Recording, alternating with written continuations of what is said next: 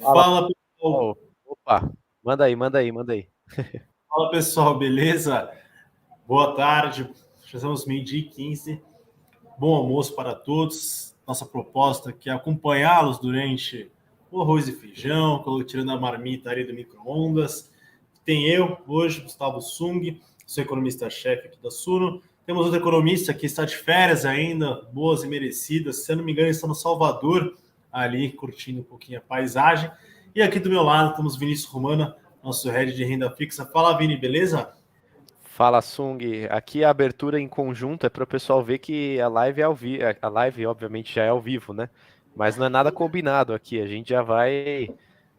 Na hora a gente já vê quem que vai abrir a live, a gente vai. É só a pauta que é definida antes. De resto, a gente vai no freestyle aqui. Mas boa tarde aí pro pessoal que está acompanhando a gente. Acho que hoje o tema da live, né? Já está no título aqui, expectativas para o Copom, já que a gente tem reunião do Copom essa semana. Impactos na renda fixa. A gente pode até falar brevemente sobre outras classes. E eu queria falar também, depois, né, sobre o evento que a gente teve no final de semana. Então, sábado e domingo a gente teve uma imersão aí de verdade no Suno Invest, que foi um evento da Suno. Eu e o Sung palestramos lá em um painel junto no sábado, mas foi um evento muito legal. Eu vou depois fazer uns comentários aí, eu e o Sung. Então, inclusive, quem tiver dúvida aí, quem tiver alguma pergunta, pode ir mandando aqui no chat, que a gente está de olho. Certo? E, ô Vini, eu tava vendo o seu Instagram agora que você marcou o nosso post. Tá com umas fotos boas ali do evento, hein? Depois você tem que me Ah, passar o link. o pessoal tirou foto lá profissional, já fui atrás porque eu falei, pô, Com quem que pelo você foi? menos as Depois você me fotos, passa o né? contato aí, que eu quero pegar também. Depois eu te mando lá, mas, pô, pelo menos tem que ter uma fotinho boa, né, pra tentar fazer um Photoshop ali pra dar uma ajudada, mas pra você principalmente, não é muito meu caso, mas pra você, Ô, louco.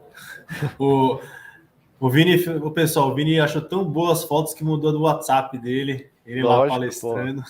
É aquele negócio, você pega uma foto boa, você coloca em tudo quanto é rede social pra deixar mais uns 2, 3 anos lá e depois você muda de novo. Mas é isso aí. Bom, Acho que a vamos gente pode lá? começar no Focus, se você quiser começar tocando aí, Sung. Vou projetar Pausa, aqui. pausa. Bom, pessoal, então hoje começamos essa segunda-feira. Até o mercado está digerindo esse boletim Focus. Estou abrindo com o meu, aqui minha plataforma, estamos 119 mil pontos, bolsa subindo aí quase 0,7, o câmbio aí chegando a 4,77. A curva de juros também ali está um pouco melhor do que semana passada. E quando eu olho o boletim Focus, que de novo é a mediana das expectativas do mercado em relação às principais variáveis macroeconômicas, PIB, câmbio, juros, inflação, tem outras ali que você pode olhar. Mas o que, que eu vejo? Pessoal, o primeiro ponto, quando eu olho um monte de flecha, subindo e descendo.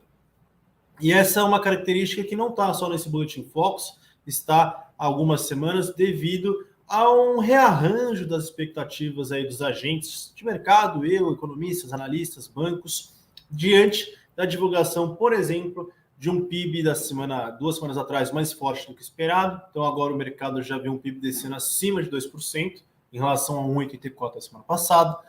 O PIB para o ano que vem ainda está se ajustando devido a essa forte alta desse ano e como há muitos drives para o ano que vem, ele vem caindo um pouco também devido à base de comparação.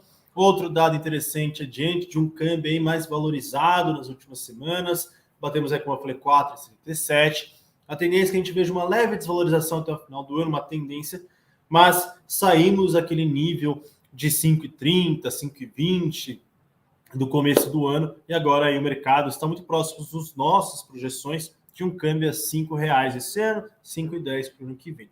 Agora eu vou entrar nos dois pontos extremamente importantes. Expectativas de inflação para 2023 está caindo pela quinta semana consecutiva, saindo de próximos de 5,4, indo para mais perto de 5,2. Para 2024, está agora mais próximos de 4, tá? Dentro aí dentro da banda da meta estipulada pelo Banco Central, meta de 3 com 1,5 para cima e para baixo, estamos agora mais próximos ali do 4, ou seja, bem distante. Se eu não me engano, no começo do ano estávamos em torno lá de acima da meta, do limite superior da meta, se eu não me engano, agora já estamos mais perto de 4. E o essencial aqui, pessoal, se olharmos para expectativas de 2025 e 2026, que que estava estáveis em 4% há várias semanas, teve a segunda queda consecutiva e ambas aí estão em 3,8%. O número não importa tanto, importa de certa forma, né? Mas o movimento que é o mais importante, porque o Banco Central tem decisão do Copom e uma das pernas, um dos fatores que alimentam os seus cenários, seus modelos, é a expectativa de inflação. Para aqueles que nos acompanham, a gente sempre fala bastante. Se eu espero que a inflação seja maior amanhã, como eu não sou bobo, eu já coloco isso nos meus contratos, nos meus salários, nos meus preços. Então, se eu espero que amanhã está subindo, hoje eu já coloco isso, já impacta no preço de hoje. Então, quando eu vejo que lá no longo prazo as expectativas de inflação começaram a cair, isso diminui também esse ímpeto que eu teria hoje. E isso é um fator bastante positivo. O Banco Central vem martelando que precisava de que as expectativas de longo prazo caíssem.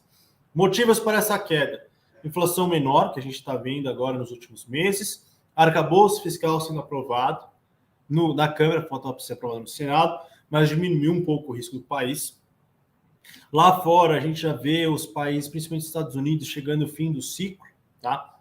Tivemos um câmbio levemente mais valorizado, consequentemente, e também a discussão em relação às metas de inflação que teremos no dia 29 de junho, a perspectiva e a probabilidade de que não haja alterações da meta, talvez uma alteração na base de cálculo, talvez desse ano, o calendário, 23, 24, 25, 26, seja uma meta contínua. Então, só a perspectiva de não haver alterações na meta reduz as incertezas para um longo prazo. E diante de uma inflação um pouquinho melhor para este ano, para o futuro, começa a abrir de novo a perspectiva de termos cortes de juros em breve. Não teremos agora para junho, para essa semana, mas para agosto. Mais expectativas para esse ano, que ficaram em 12,50 por muito tempo, estão em 12,25 pela primeira vez. Então, e para o ano que vem de 10 para 9,50. Então, o mercado já enxergando que possivelmente teremos mais cortes do que o esperado de magnitude, né, pela frente. E isso gerou um otimismo no mercado, fez a bolsa hoje abrir em alta e o câmbio também continuar no processo de valorização. Acho que esses são os principais pontos, Vinícius. Se quiser comentar alguma coisa? Boa. Não, eu ia até te pedir aí, se você tiver com a plataforma aberta, ver se você não consegue projetar como que tá a curva comparada aí com as duas últimas semanas, último mês, só para a gente ilustrar essa movimentação que você está comentando, né? Acho que esses 3 pontos, para mim também, eu concordo com vocês, foram os principais aí para essa queda forte aí nos juros futuros, e aí em consequência, né, movimentou muito a bolsa para cima, o IFIX para cima, o índice de small caps para cima nesse último mês de maio principalmente, e acho que reforçando, né, a gente até falou disso no nosso painel, né, PIB surpreendendo, né, de certa forma ali, não olhando muito qualitativo, mas se a gente olhar o número fechado, veio muito acima do que se esperava, principalmente puxado pelo agro. O arcabouço que você já comentou, que teve as mudanças importantes aí pelo Congresso, né, pela Câmara, e agora com a inflação desacelerando um pouco, acho que também a combinação disso tudo trouxe um certo otimismo, mas hoje eu estava fazendo um relatório aqui para a parte de fundos aqui da Suno, e eu estava olhando as cartas de algumas gestoras, né? Então você pega a carta da Verde, carta da JGP, da Kinea, Sul América, essas gestoras que são importantes aí, grandes e principalmente relevantes no mercado de fundos multimercados e de crédito, eu ainda senti um tom de cautela, assim, a performance dos fundos melhorou em maio, né, porque os índices melhoraram, só que ainda assim eu vejo os gestores um pouco cautelosos, assim, eu não acho que eles não enxergam a batalha ainda como vencida, sabe? Eu senti ainda um pouco um tom de cautela e acho que a gente está alinhado de certa forma, né? A gente ainda não tá achando que a bolsa vai para 200 mil pontos, né? Que é alguma coisa nessa linha. Eu acho que realmente, né? Não dava para saber no começo do ano se o prêmio era excessivo ou não, né? Nesses índices, né? Principalmente nos juros, a gente não sabia se dali poderia subir mais ou não. A gente ainda não tinha nem sinalização de arcabouço fiscal. Então, só que a precificação foi muito rápida, né? Se a gente for ver o ajuste do mercado, tem sido muito rápido. Se a gente pegar aí a projeção de Selic, por exemplo, estava nos 10%, agora nessa semana caiu para 9,5%, e isso dá, se a gente está nos 13,75, isso dá mais de 4 pontos de queda, né? Em pouco mais aí de 1 ano e meio. Então, é bastante coisa de ajuste. E tem que ver, né, se realmente vai acontecer isso. Isso é uma expectativa. E acho que até antes de você mostrar a curva, acho que a gente pode falar um pouco como que isso reflete na curva de juros. Então, hoje, né, teoricamente, a trajetória da Selic que está precificada na curva é essa aí que está no Focus, está muito parecido. Tá? Então tá uma precificação aí de trajetória da Selic em 12,25, 12,5 até o final desse ano, e até o ano que vem caindo aí para entre 10 e 9,5 a taxa terminal, né, até dezembro do ano que vem. E o pré-fixado, por exemplo, se a gente pegar hoje, vou até o preço atual dele aqui que abriu, se a gente pegar o pré-fixado 2026, ele abriu hoje a 10,55%. Né? Essa taxa, ela já embute essa trajetória que a gente está vendo aqui na tela. Então, por exemplo, se o mercado já está esperando, se hoje a Selic é 13,75 e até 2026, na média, ela vai ser ali de 10,55, significa que ela tem que cair para baixo, para menos, né, de 10,55 para chegar nessa média. Né? Se a gente tem uma média alta hoje, ela tem que ir para baixo para chegar no 10,5 ali, na metade, né? Então, o mercado já está esperando esses cortes. Então, muita gente, onde eu quero chegar, né? Muita gente fala, espera, né? O Banco Central começar os cortes ou fazer uma movimentação para baixo para comprar um pré-fixado para falar, bom, agora eu vou ganhar na marcação ao mercado. Mas não é assim que funciona, né? Porque o mercado ele já se antecipa. Não necessariamente o mercado está sempre certo, mas o mercado antecipa as precificações, né? Ele antecipa as expectativas. Então, é exatamente isso que a gente está vendo aqui. O mercado já espera uma Selic para baixo de 9 ali a partir de 2025, 2026, e isso já está refletido nos pré-fixados. Para você ter uma marcação positiva no pré-fixado, você precisa que essa expectativa caia ainda mais. Então, que ela caia aí de 9,5 para, por exemplo, 8,5, né? Ou para 9, ou para 8,75, aí o impacto vai depender do quanto que isso vai variar. Mas para o caso do pré-fixado, você depende dessa surpresa, né, dessa mudança nas expectativas para você ganhar, porque aí a trajetória, né, a média da taxa vai mudar. Hoje ela está 10,55, se o mercado esperar ao invés de 9,5, sei lá, 9%, ele pode cair ali a média para 10,20, para 10. Então essa diferença, né, quando a taxa cai, o preço do título vai subir, e assim que você vê o impacto ali no pré-fixado, se tratando de marcação ao mercado. Então, acho que a movimentação de hoje foi bem importante no Focus, porque fazia um tempo já que a gente não via movimentações na Selic, né? Não sei se você sabe o número de cabeça, mas se eu não me engano eram mais de 10 semanas até, algo em torno disso aí. Então, acho que a gente pode ver a curva, né, e ilustrar um pouco mais. Aqui, pessoal, pessoal, eu não estou conseguindo ver você, Vini, só estou ouvindo. Se o pessoal começar a travar, a gente tira aqui, mas é por conta da internet, que a gente sempre, quando projeta, fica ruim as coisas, tá? Mas só para explicar, a linha aqui azul contínua é a de hoje. Essa aqui, a branca, é de semana passada. Se eu não me engano, essa aqui em amarelo é no começo do mês. E esse aqui, o mais em cima, é no final de março. Provavelmente ali em março foi quando começou essa discussão do novo arcabouço fiscal. Sim, foi exatamente quando começou a mudar esses 3 fatores que a gente falou, foi quando começou a virar as expectativas, né? Então você vê uma queda muito forte aí de juros.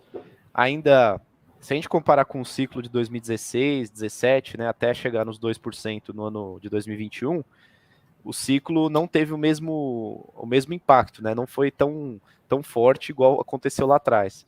Mas eu acho que, dado, né, o cenário que a gente estava e a velocidade que esse juro caiu, acho que foi bem relevante, né? Se a gente pegar alguns títulos aí um pouco mais longos nesse ano de 2023, eles estão com uma performance muito boa, né? Por conta dessa marcação ao mercado, né? Essa queda nos juros proporciona ganhos nos títulos de renda fixa e principalmente nos mais longos, porque aí o impacto é maior, né? Quanto mais longo o título, mais impacto ele vai ter na marcação ao mercado. Então, e dá para ver também na curva que a parte longa, né, se a gente pegar mais para a direita do gráfico, né, é onde mais teve a variação. Se a gente pegar na parte curta ali, bem nos primeiros vencimentos, não teve muita variação, né? Teve alguma coisa ali ou outra, mas não mudou muita coisa, né? Porque a gente está hoje nos 13,75 e o mercado não vê a próxima reunião o Banco Central cortando para 9 direto, né? Ele vai fazendo isso gradualmente e por isso que nos vencimentos mais longos que você vê essa diferença. O fiscal, a gente costuma dizer, acho que você pode até explicar melhor, o fiscal tem mais relação, né, com a curva de longo prazo, porque é onde você vê mais mudanças estruturais, né, na economia. Então, antes, na linha roxa aqui, não sei se é roxa, eu sou um pouco daltônico, eu acho, mas... A maior ali. Na linha mais alta ali, eu acho que é roxo, né, essa cor aí. Se você pegar no vencimento um pouco mais para a direita ali, ele está em torno ali, se eu estou enxergando bem, quase 12, nos 13% ali. 12,9. Isso significa que, na média, o mercado esperava uma Selic de longo prazo, né, um juro de longo prazo na casa dos 13%, que é muito alto, é muito contracionista, né? E depois do arcabouço, né, depois desses fatores, essa curva começou a fechar, foi fechando gradualmente. Se a gente pegasse todas as semanas aí, desde março até aqui, ia ser um fechamento gradual até chegar ao patamar que a gente está. Só que agora a gente chegou, na minha opinião, para até passar para você, Sung, eu acho que a gente chegou num ponto crítico aí de estabilidade, porque da mesma forma que o mercado exagera para cima, ele pode exagerar para baixo. E não estou dizendo que essa precificação de curva hoje está exagerada, mas assim, a gente pode, eventualmente, dependendo da mensagem do Banco Central, nessa semana, ver um ajuste para cima até dessa curva. Porque se ele for um pouco mais duro do que o pessoal está esperando, o mercado pode já ajustar até para cima essa curva aí, marginalmente ali, porque é o que a gente está falando, são mais de 4 pontos de precificação aí já de cortes, né, mais de 400 bips que a gente fala, né, 4 pontos percentuais. E se o Banco Central sinalizar que ele ainda não está vendo, né, a convergência aí para as expectativas de inflação, não está cumprindo o objetivo dele da forma que ele esperava, ele não vai hesitar, eu acho. Então, e ele gosta de sinalizar, né? Então eu acho que se o recado não for tão otimista quanto o pessoal está esperando, eu acho que pode existir um ajuste aí um pouco para cima, não chegar onde a gente estava em março ali de novo, mas pode ter um ajuste para cima aí, e aí muita gente que está comprando, vendo a performance dos últimos 2 meses, pode ter uma marcaçãozinha negativa aí nesses próximos 2. Não acho que é um movimento aí, uma tendência de médio e longo prazo, mas acho que mais falando dessa reunião específica de agora, acho que a gente chegou num ponto-chave, né? O que você acha? Bom, acho que tem vários pontos aí. Primeiro, acho que a redução da curva da parte longa vem muito por conta da redução do risco fiscal, mas também de um cenário externo um pouquinho mais favorável, tá? Com o fim do ciclo de juros nos Estados Unidos. Isso também reduziu um pouquinho a pressão em relação a questões mais estruturais, de eles estiverem chegando no fim do lá, as coisas tendem a melhorar um pouco. China também voltando, então eu acho que o cenário externo menos adverso que a gente esperava no começo do ano, com a gente possibilidade de recessão abrupta nos Estados Unidos, na Europa, agora essa probabilidade está um pouco mais baixa, mas um pouso suave, isso também tem contribuído, mas claro que não se passa por um novo arcabouço fiscal, que o mercado, apesar de ter seus pontos negativos, viu aí como sinal até que razoável para termos maior certeza e clareza sobre a trajetória da dívida pública, que é o que importa, né? Então, acho que tem esse ponto em relação à curva. Em relação ao Copom, que a gente já pode entrar nessa questão da reunião de quarta-feira, a gente mantém 13,75, mas o ponto principal é, pessoal, fiquem de olho no comunicado, tá? Eu acho que esse é o ponto-chave. Diante de uma melhora da inflação, a composição da inflação, a inflação cheia, pessoal, ela tem alguns problemas nos seus cálculos e quando a gente olhar a inflação para os próximos meses, ela vai tentar subir para fechar na casa aí dos 5, 5,4, muito por conta que a gente vai retirar na base de cálculo daqui a pouco as desonerações que houve sobre energia e combustíveis no ano passado. No metade, se não me engano, houve deflações entre julho e junho, julho, setembro? Não, julho e agosto. Julho, agosto, setembro. Exato, julho, agosto, setembro. E essas deflações estão contaminando um pouquinho o cálculo, elas vão sair, vão fazer que a inflação suba. Mas quando a gente olha a composição dela, preço de serviços, bens industriais, média dos núcleos, índice de difusão, que a gente nota quanto que a inflação está espalhada na economia, a gente nota que em maio teve uma boa melhora. Em seguida, como eu mostrei para vocês, expectativas de inflação caindo, positiva. A gente vê a atividade econômica desacelerando, que também isso ajuda a diminuir a pressão. Tivemos um preço de commodities caindo nos últimos meses. O Brasil está exportando safras recordes, produzindo. Isso ajudou a reduzir o preço de milho, soja, trigo.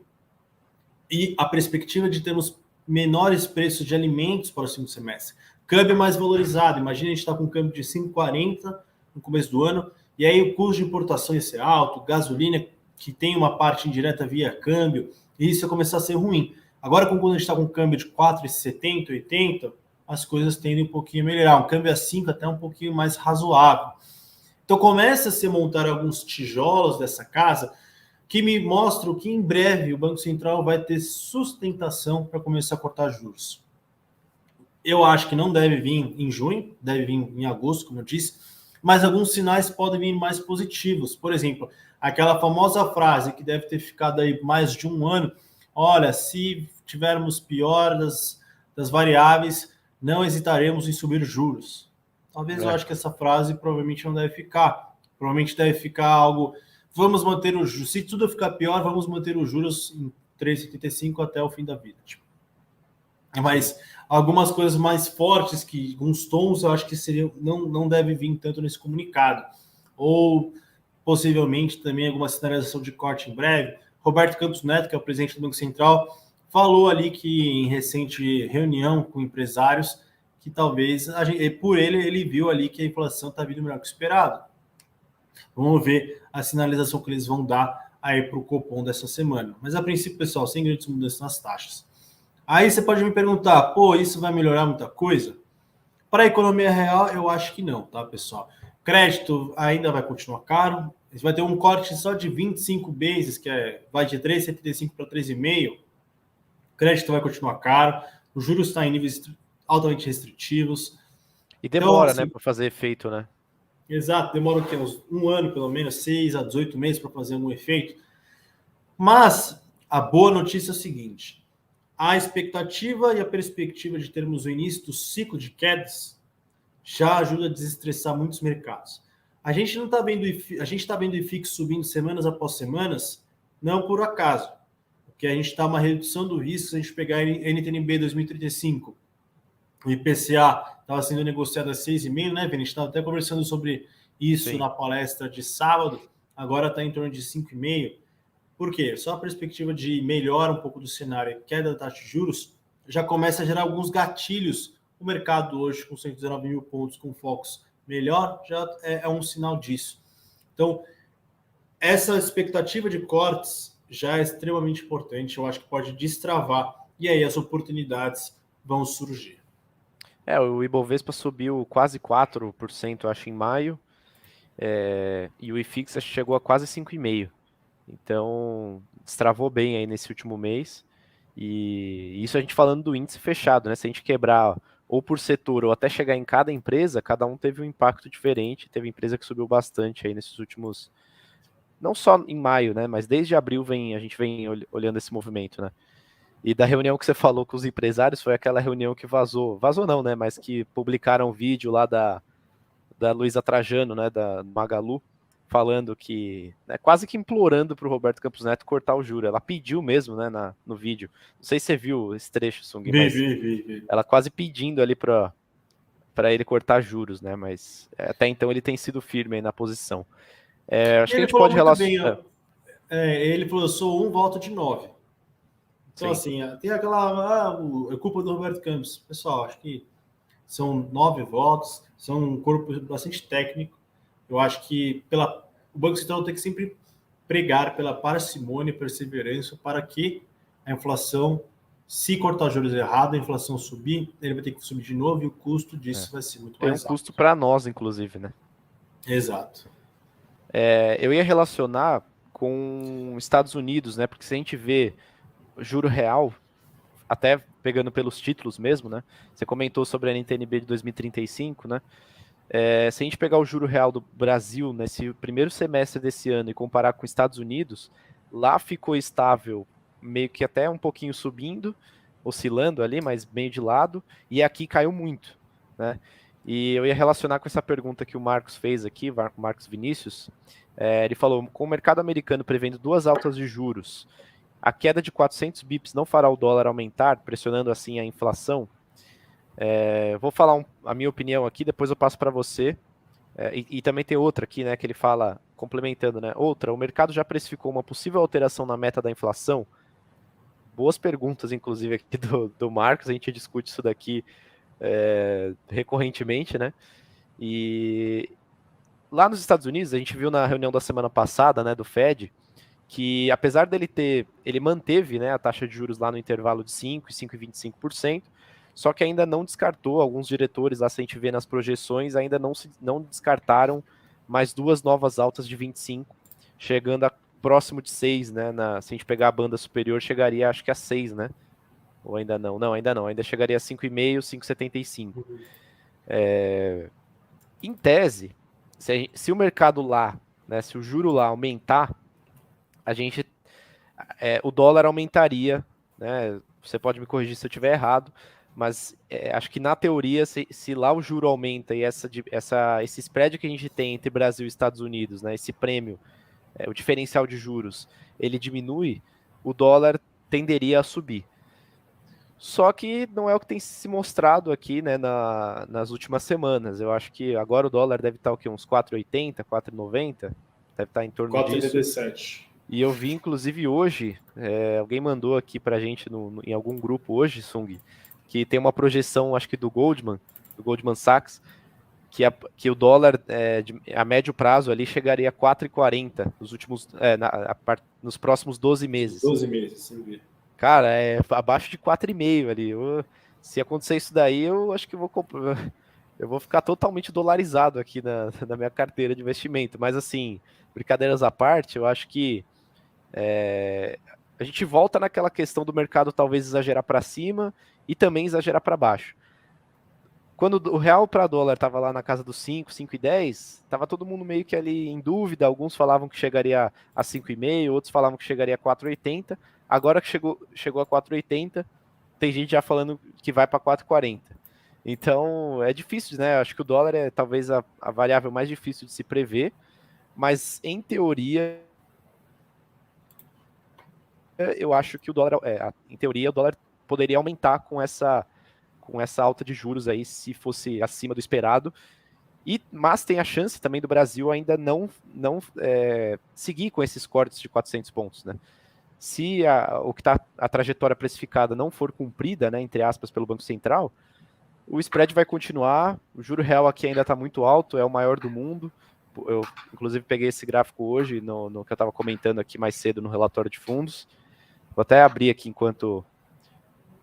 Deixa eu ver se eu consigo abrir rápido aqui para não tomar muito tempo, mas de vários países aqui, acho que mais de 10 países, o Brasil é o que tem um juro real maior hoje, né? E isso é muito acima até do crescimento que a gente pode ter, né, potencial. E isso é ruim, né? Se a gente pegar aí o juro real que a gente tá, porque aí no final a gente está pagando nesse juro. Então o Brasil está em torno ali de tá meio ruim o gráfico aqui, mas o juro real, se a gente olhar 7,36 por aí. Boa. Se a gente olhar, né, o ex-ante, né, você está falando, né, considerando a inflação projetada. Uhum. Se a gente pegar, Europa, a gente está no 1% ali, o mais próximo que a gente tem aqui, que pode chegar perto do Brasil, é o México, que está com o juro real também bastante alto. A economia até que lá é meio parecida, né, se a gente pegar em termos de diferença de juros e inflação. Então é meio que o único país que chega próximo, país emergente também, chega próximo da gente. Ainda assim, a gente tá com um juro real maior. Então eu acho que por esses fatores, talvez o dólar não tenda a subir tanto, porque depende de várias coisas, né, combinadas, né? O que você acha, Sung? Eu acho que tem um ponto assim, no curtir, vamos lá, só para o pessoal entender aqui essa pergunta, né? O que o investidor estrangeiro gosta de fazer? É o carry trade, que ele pega um crédito a juros baixos e coloca em países que o juro real é alto, tenta ganhar nas taxas, tá? Então, quanto maior o juro real, maior a perspectiva de entrada de dólares no país. Isso tem ajudado e segurado um pouco o câmbio no ano passado e também ajudado o câmbio nesse patamar. Bom, se o juro brasileiro começa a cair e o americano começa a subir, a diferencial de juros diminui. E aí não sei se não é normalmente tão atrativo para que os investidores comecem a vir para o Brasil, dado que ele vai ter um menor spread, um menor ganho de diferencial de juros. Aí o ponto é, isso vai diminuir a entrada de dólar no país, e a pergunta do Marcos iniciou, isso não tende a fazer com que o dólar aumente, com o dólar mais desvalorizado, isso pressionaria os preços de importação e aí, consequentemente, diversos produtos.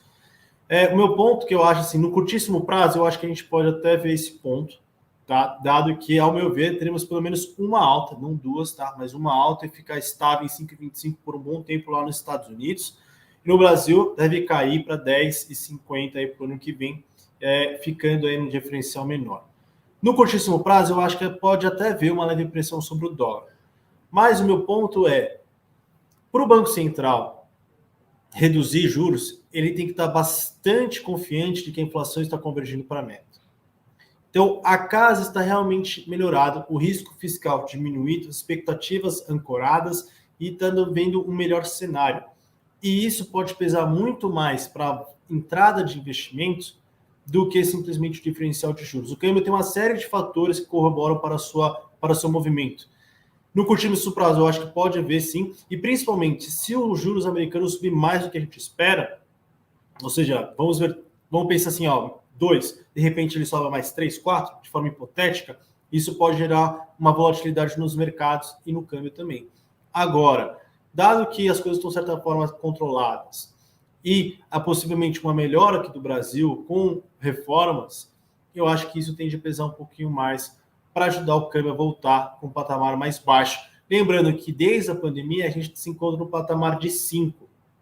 E a gente estava pré-pandemia, se eu não me engano, 3 e pouco, 4 e pouco. Então o Brasil, na média, ainda tem espaço para o nosso câmbio cair. Quando a gente pega o câmbio estrutural do país, você tira os ruídos, a gente chega num câmbio de 4,50, 4,70. Para chegar lá, ainda falta. Eu vejo essas projeções do Goldman, de várias outras casas, que já vê um câmbio bem mais baixo. Eu acho que é um pouco otimismo ainda, tá? A gente tem que entender como que vai se dar as discussões entre Congresso e Senado, arcabouço, reforma tributária. Vamos ver como vai se dar o cenário externo, que apesar de estar mais favorável do que antes, eu sou um pouco mais cauteloso, mas eu já enxergo um câmbio em torno de 5, até um pouco mais para baixo nos próximos meses. Mas vamos ver como que vai dar a evolução das coisas. Agora, 4,40, ao meu ver, ainda tem um chão para acontecer. Pode até acontecer, não estou dizendo que não vá, tá? Mas diante das informações que eu tenho, eu ainda estaria um pouquinho cauteloso e não tomaria qualquer decisão em relação a esse tipo de projeção. Boa. E acho que a outra que ele falou sobre se o mercado já precificou uma possível alteração na meta da inflação, eu acho que... difícil fala aí, de responder. Assim, né, eu ia falar que eu acho que talvez não tenham precificado, é difícil saber até onde já estão considerando nas projeções. A inflação implícita, né, se a gente considerar lá nos títulos públicos, se a gente pegar lá na Ambima, ela ainda, no curtíssimo prazo, ela caiu muito. Então, no começo do ano, ela estava lá nos 6% da vida, agora ela está nos 4% quase, até um pouco menos que isso.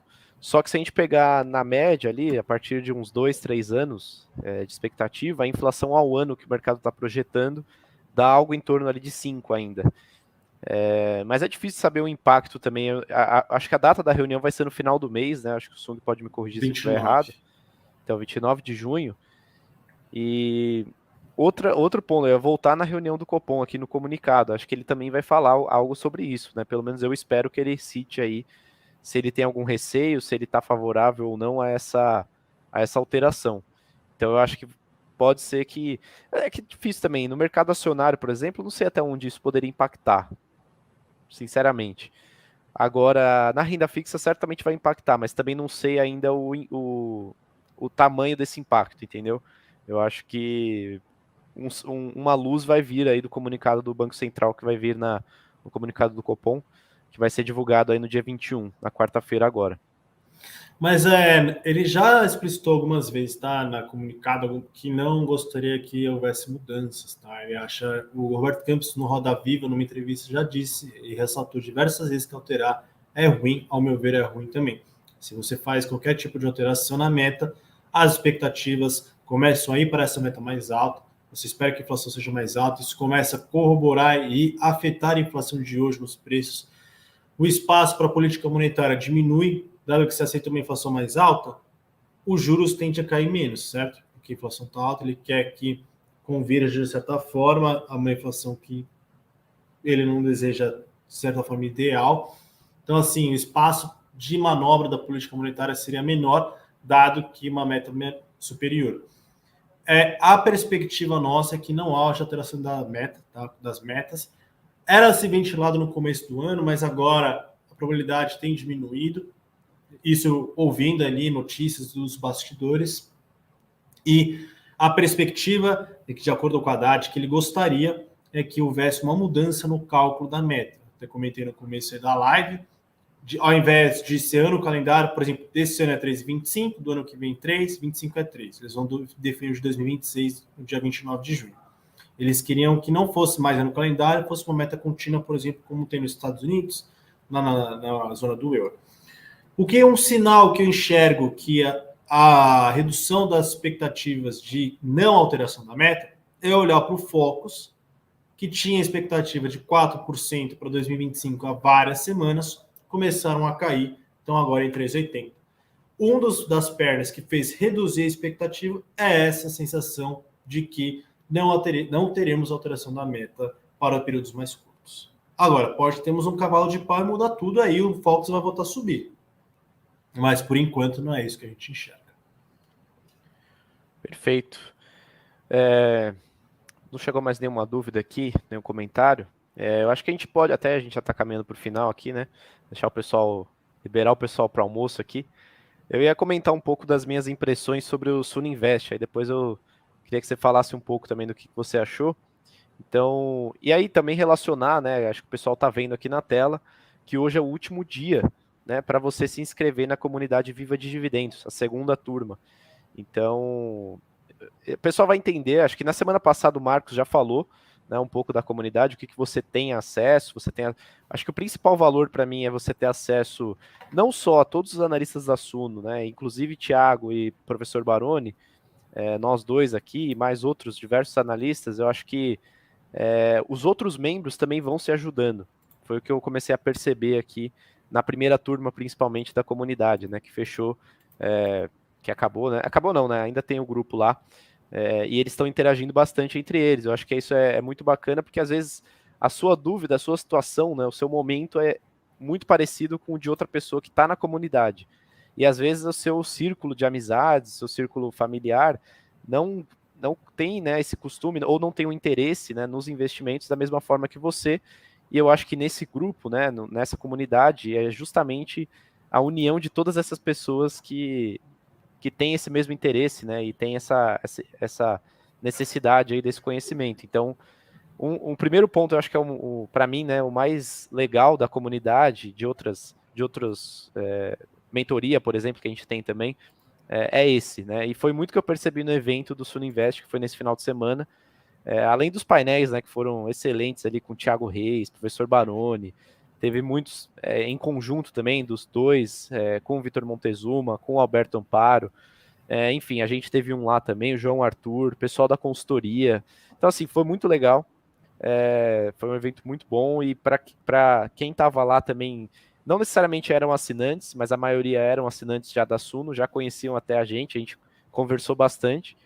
E eu acho que essa troca foi muito rica, assim, até eu e o Sung a gente teve a oportunidade até de conhecer um pouco mais a história do professor Baroni, que eu não conhecia várias histórias que ele contou, né, da trajetória dele, então acho que foi um evento muito rico, e a gente pode, né, quem está nessa comunidade, quem está na mentoria, pode ter acesso às mesmas coisas, e hoje é o último dia, então tem o cupom aqui exclusivo, inclusive para quem estiver participando dessa live agora, que é o Comunidade 5, e o link está aqui na descrição, né? Acho que se o Cláudio estiver ouvindo a gente aqui, pode até colocar o QR Code aí na tela, mas tem o link na descrição aqui, acho que o link também está nos comentários, e tem o cupom aí de desconto também, de Comunidade 5, hoje é o fechamento aí da segunda turma da comunidade Viva de Dividendos.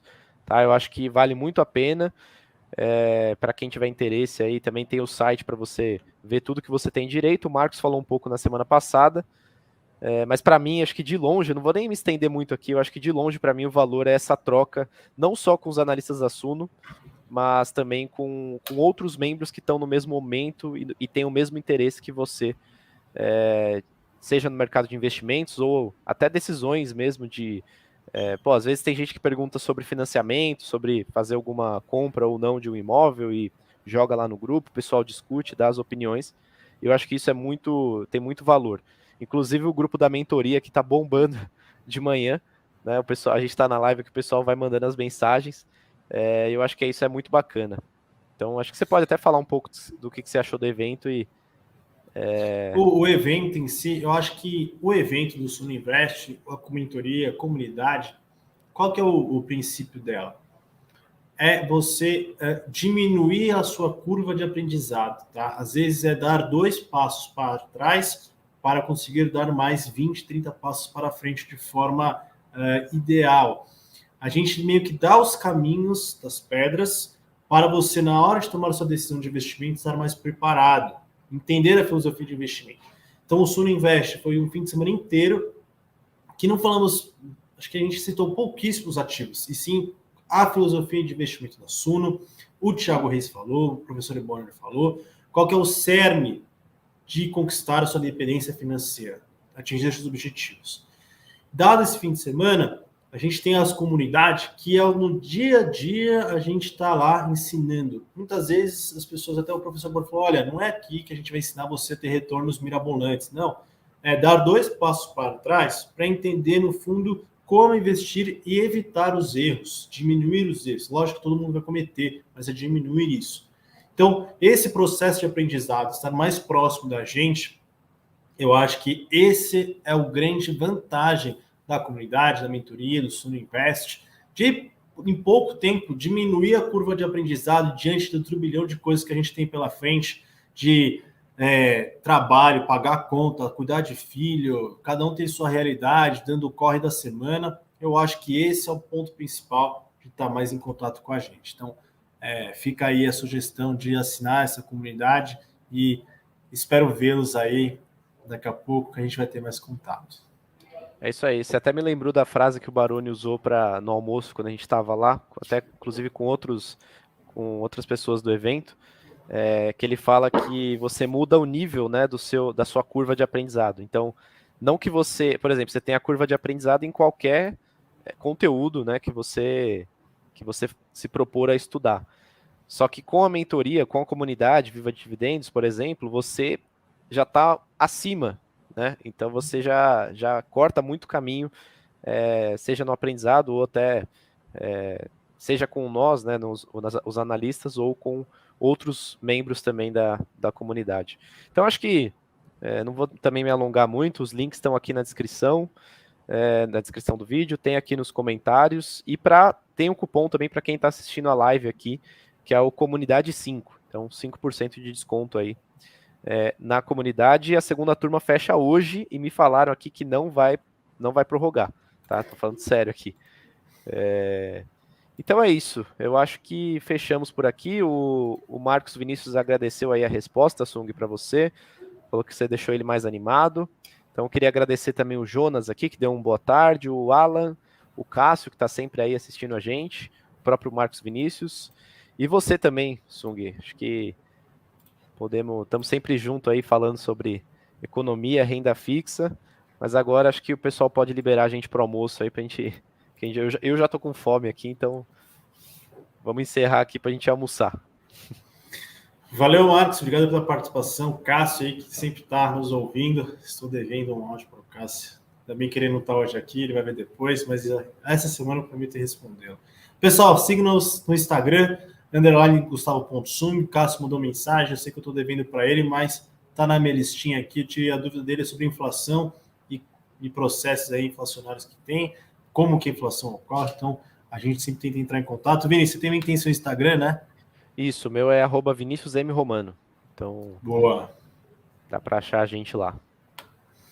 Então é Beleza, isso. pessoal? Até quarta-feira. Hoje à noite estou no Sono Notícias com o Greg. Quarta-feira a gente fala sobre o Copom. Vini aí também deve estar por dentro das coisas junto com a gente. Boa. Valeu, pessoal. Um abraço e Abraço. até mais. Boa semana a todos.